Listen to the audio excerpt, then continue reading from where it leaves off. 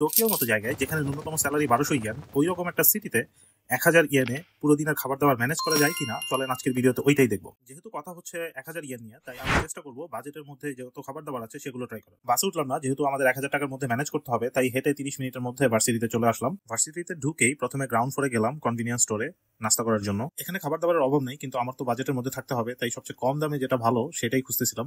আমি সকালে খাওয়ার জন্য দুইটা জিনিস কিনছি। একটা হচ্ছে এই কেকটা, যেটার ভিতরে দুধের ক্ষীর দেওয়া আছে, দাম হচ্ছে 120 ইয়েন।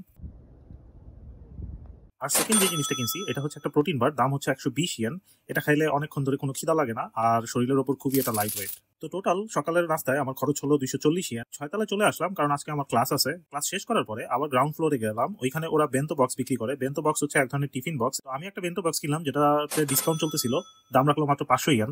বেন্তো বক্সের সাথে আরেকটা ড্রিঙ্কস দিলাম, দাম রাখলো 150 ইয়েন। তো টোটাল দুপুরে খাবার বাবদ আমার খরচ হলো অলমোস্ট 650 ইয়েন। তাদের হাতে এখন আছে আর 10 ইয়েন। এই মিলটা একজন মানুষের জন্য আসলে মোর দেন এনাফ।